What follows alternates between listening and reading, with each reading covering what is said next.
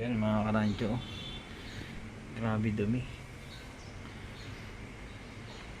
Tayo nyo, babacuumin natin yan. Let's go.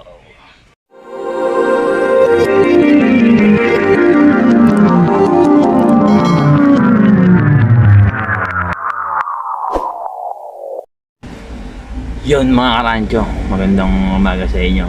Wala kaming biyahe, so ito, maglilinis tayo ng sasakyan.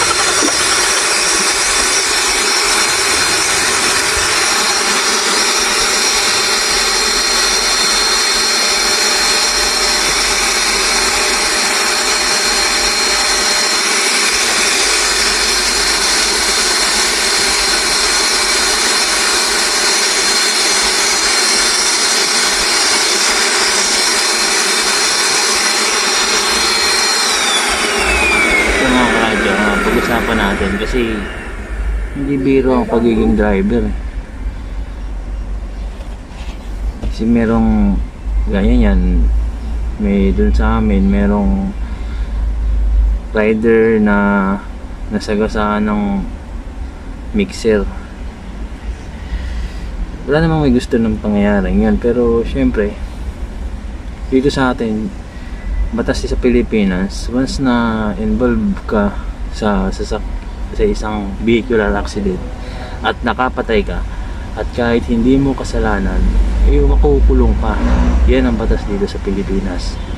Kaya dun sa mga, ako rider din naman ako kasi may sideline ako, delivery app.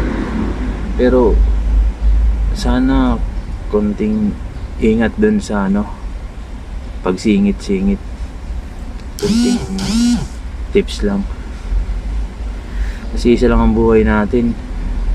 Tapos syempre bukod doon, yung naka sa'yo, nakasagi o naka disgrasya sa'yo, may pamilya. Yung isang pagkakamali na ginawa mo, may kakaibat din na responsibilidad dun sa makaka-aksidente sa'yo. Ayun, pag-usapan lang natin kasi hindi talaga biro ang pagiging driver. Tandaan nyo yan. Kaya dun sa mga kamote minsan mag-drive, baguhin nyo na yung sistema kasi talagang wala, nakakaawa lang yung sinapit ng rider dun sa sa nangyari sa kanya. Ayun, release muna tayo.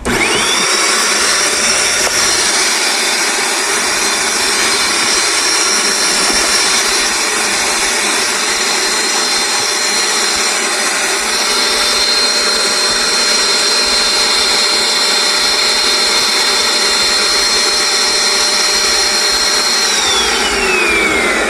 mga karancho, ang pagdadala ng sasakyan, para ka na rin nagdala ng baril. Ayan, lagi yung tatandaan. Kaya nga tayo may lisensya kinukuha ng lisensya para makapag-drive ka ng isang sasakyan o isang motor.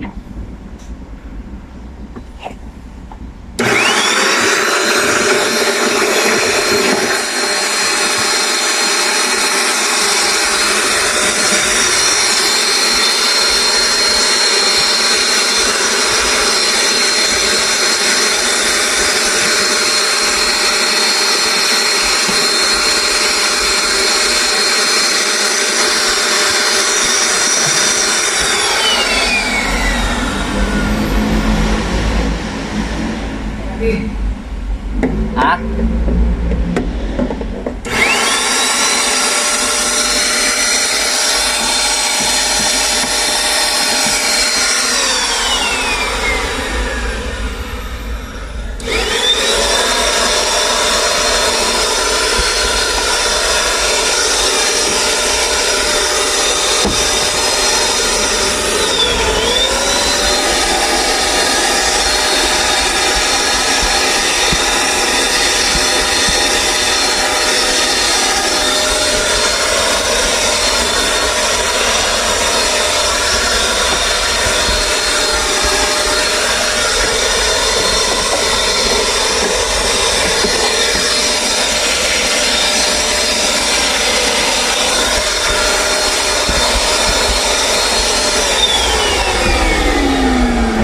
karancho, wait lang ah.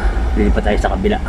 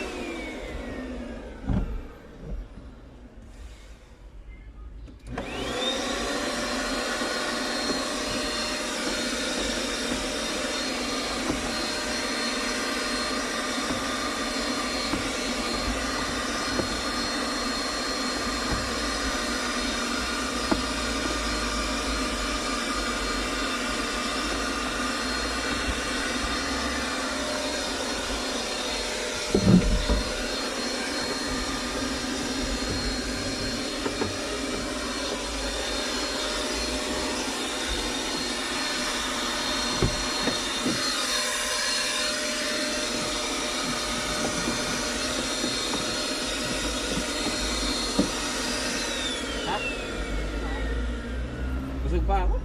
Galing ka na kantin? Galing ka na sa kantin? Galing ka na sa kantin? Meron pala dun boy. May pagkain na.